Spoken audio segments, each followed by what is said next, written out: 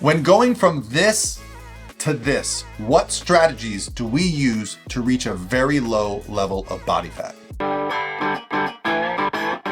Hey guys, what's going on? This is Paul Ravella from ProPhysique.com, and the question that I got right here is from our private Facebook group from our Transformation Challenge, and I just wanted to share it with you guys because they've been asking some great questions. We're halfway through the challenge.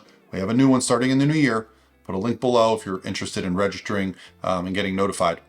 So, what strategy can you use or change to reach a lower body fat level? Currently 19% body fat, want to see abs more and build more glutes, currently at 37 inches. I've been lifting for 20 years. Should I reverse diet, bring calories to maintenance? Is it my training or my nutrition? Currently at 130 pounds, waist is 27 inches, macros are 135 protein, 60 to 65 fat, and 130 carb. I'm a female at 40 years. Okay, so 40-year-old female trying to get lean enough to see abs. I gotta tell you, 20% is pretty lean for a woman. But ab lean for a woman is probably 13%, 12 to 15%, somewhere in there. So yeah, you gotta talk about body fat loss. And so you're asking the right guy, because guess what I do? I get women shredded, okay guys? Here is a competitor of mine that is absolutely diced, right? And this is what's necessary to compete and turn pro and go to the Olympia and do all the things in the bikini division, okay? And this is what I've spent my entire career doing, is helping competitors become champions. I've got world champions in every single division, natural, untested. I've had competitors go to the Olympia. You got the right guy for this question, and I love this question because any moron can hand you a meal plan that's 800 calories and 2 hours of cardio. But how come not any moron can get somebody on stage and have them be successful and keep them healthy after?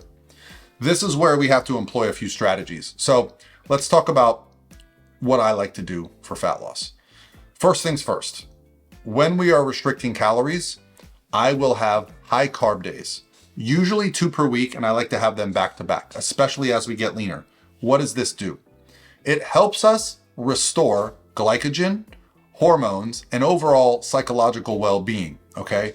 So we can restrict carbohydrates pretty low for multiple days, 4, 5, 6, 7 days at a time, and then restore a little bit of that, kick off the benefits of that hormonally, and then what we're gonna see is the next time we go back into that deficit, a better response. If you just keep calories low all the time and never do a refeed, never do a diet break, have you guys seen my videos on diet breaks? The research that came out a decade ago and the things that I've seen with these are unbelievable, the benefits. And this is an entire week at maintenance. So I would say we would call this nonlinear dieting or nonlinear caloric deficit, meaning you're not always in a deficit. You're in a deficit a lot, and then you bring things up to maintenance for a couple days, for a week, and then you go back into the deficit, and then you bring things up and you go back down. This nonlinear fashion of fat loss, it's been proven by research. If you look at the Matador study, it actually shows that the people that take this approach lose more fat, keep more muscle, and when the diet is over, they keep more body fat off. So why wouldn't you take this approach? Okay, you need to be having refeeds, you need to be taking diet breaks in a fat loss phase. The other thing that I've really found is that low intensity steady state cardio is a magic. It is magic. And I've done all the cardio. I've done the HIIT cardio. I've done the moderate intensity state cardio. When I got a treadmill for my house years ago, I was blown away at how easy it was for me to stay lean and get lean. Just moving more. Now, why is this? What is it about low intensity steady state cardio, or very commonly referred to as zone 2? I'll tell you what it is. It's the fact that it burns fat for fuel. Now, why is that significant? Paul, you can burn fat. That's not the same thing as fat loss. No, it's not. At the end of the day, it still comes down to your caloric deficit. The benefit of using fat for fuel is that your body does not get hungry from breaking down fats, okay? When you burn carbohydrates for fuel, your ass is gonna be starving, okay? So when you do a really heavy leg day in the gym, when you go outside and run sprints, when you spin on a bike, anything that's explosive, that's considered high intensity, that's where we're gonna burn more carbohydrates, and that is gonna increase your hunger. And I used to do a lot of that HIIT cardio and prep, and I would be starving all the time. I would be cold all the time. I would be struggling. Now when I lose fat, I have no struggles. Why? Because low intensity steady state is much easier. Now, the leaner you get, it's still gonna be challenging.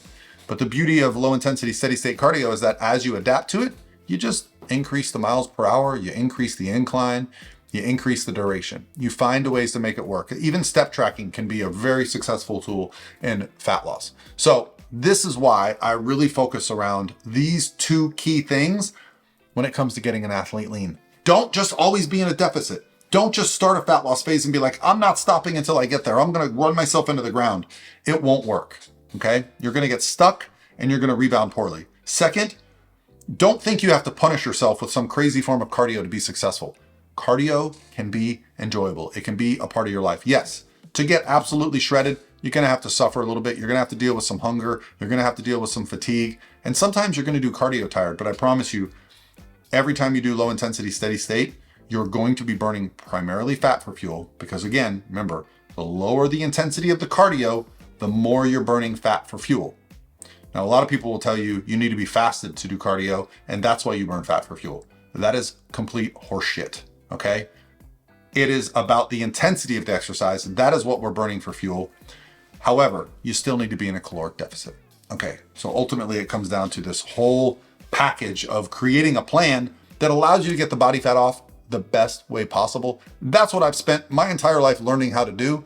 That's how I got here in front of you guys. And if you want to set up a consult, go to prophysique.com and just set up a free consult and we can talk about coaching. But if this answers your question, awesome. And I'll talk to you guys tomorrow.